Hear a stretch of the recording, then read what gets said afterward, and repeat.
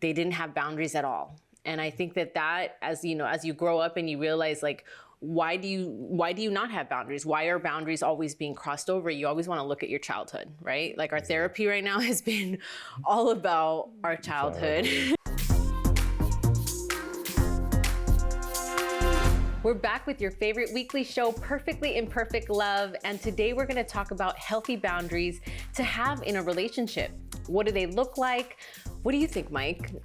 Boundaries, something we really didn't know about until now in therapy, right? Right, yeah. I think healthy boundaries is just giving each other like their me time, because, most couples together like a lot of the time, especially with COVID, couples were together 24/7. So oh my gosh, I think know. Just me time, giving a chance to like go to the gym, work out, go for a walk on the beach by yourself, go for a bike ride. Yeah. I think those are all important things. Definitely. And to stay healthy, I think it's important. I mean, when we first started dating, remember, we did everything together. And honestly, it felt amazing. And I loved being around you. But now, as like a grown-up in our grown-up relationship, I love that we take the time to, like, me have dinner with my friend and you go out and have, watch the basketball game with your friend. And, having that trust obviously is really helpful. I don't think we really had that, obviously, definitely. in our first marriage. But I also think just like a big thing that we didn't have is the right to privacy. Like our initial, when we first started dating, like when we first got married, it was like, I needed to have your passwords. I needed to see everybody you followed. And like, that was so unhealthy.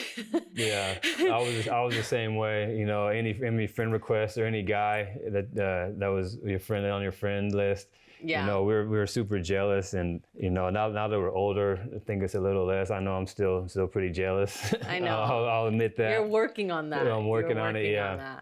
But definitely, we share, you guys. We're sharing here what we did wrong, because that's the whole point in this relationship, is that we have been so perfectly imperfect, but we've grown. We've learned so much, and I think now giving each other the privacy, like, I feel more sane. I feel like I can trust you. And anytime I have thoughts, though, to be honest, like sometimes I do have thoughts. If I see you a lot on your phone, or if you have like a weird smile and I'm like, who is he talking to? Like crazy.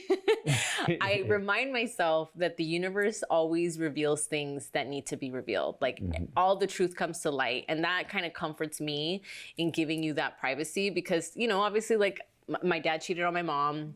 We had infidelity issues when we, 10 years ago. And so obviously it still does want to cross my mind, but it's like constantly, mental health, something that I'm super, super focused on. And like I prioritize on now.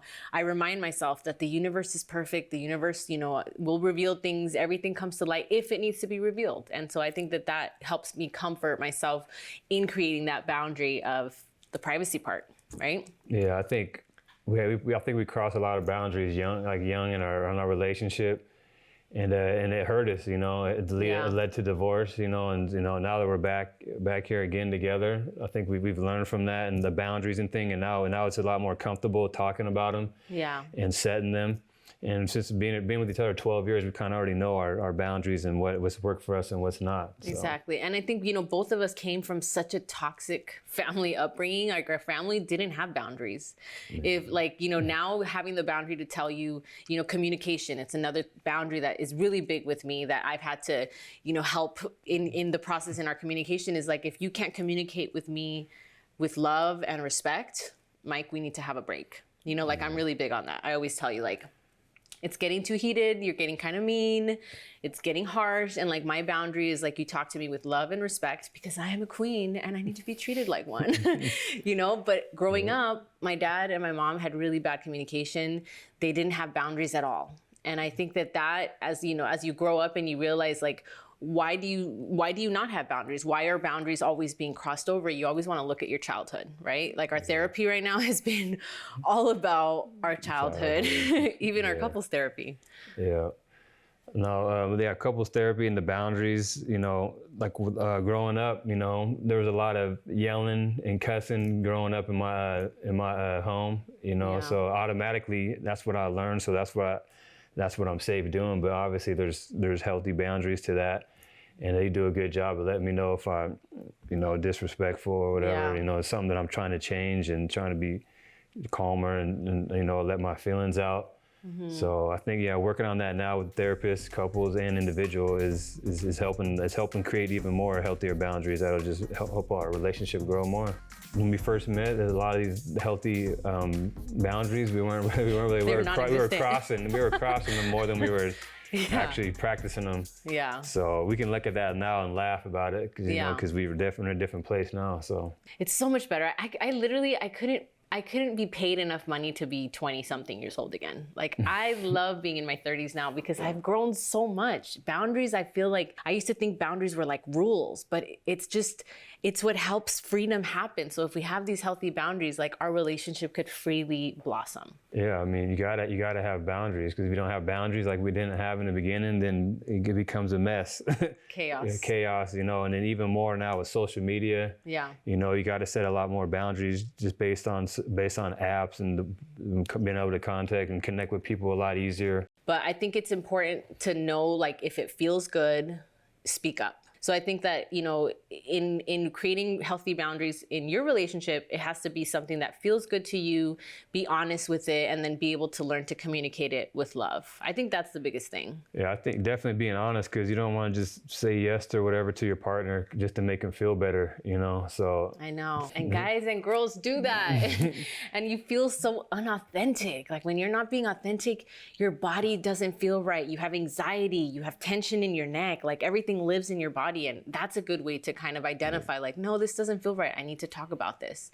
But it's like learning to have those healthy communication conversations with your partner. And I think a lot of it has to do with, like, your self-love and, like, your boundaries to yourself. Like, if you have healthy boundaries with yourself, I think that is going to show in the relationship. Yeah, definitely. If you're not taking care of yourself, then how are you going to be able to take care of a relationship? Yeah. So setting them boundaries for yourself first is, I think it's important, because that way when you get somebody else's boundaries, then you can be more understanding and be like, so. And the most important relationship that we have is the one with ourselves, right? That's the one relationship that I'm always, okay, how's my relationship with myself? Because if my relationship with myself is not good, this relationship isn't going to work either. Yeah, it takes two people too. It takes two people working on themselves to make the relationship better. Exactly. And another boundary that I think needs to be discussed is financial boundaries. So obviously having that boundary with each other, communicating like, hey, if you're going to go buy a car, maybe we talk about it. This is obviously more boundaries for, like, maybe married couples, I guess. I mean, maybe not married, maybe just dating too, right? Yeah, I think they've been dating for a while and then talking about cars and or going to, like, spend something for $1,000, like, maybe having that boundary of, hey, anything more above $500 or above $1,000, like, maybe let's talk about it. Talk about it, exactly, yeah. Or just saying, maybe a couple $100 here, just letting them know. But anything over 500, something significant, maybe you tell them beforehand, just so there's not a problem afterwards. And it comes down again to, like, healthy communication, being comfortable to just say what you got to say. That's something that I've choked out of you, right? Because, I mean, Michael, if you guys don't know, he does tend to be a little quiet because he's so big, he's 7 feet, and everybody always comes up to him like, how tall are you? Do you play basketball? So Mike tends to be a little bit more timid. But we've worked at, like, having you talk more, right? I need you to tell me, like, what your needs are. Because if I don't know, like, I always have to tell this to you, like, I'm not a fortune teller. I can't read your mind. I don't know what's okay. I don't know what's not okay. Even with just the boundary of, like, hey, if you have an ex's ring, maybe get rid of it. Like, the story with that is that I had got remarried after we got divorced, and that marriage didn't work out because I got back with him because I still loved him, craziness.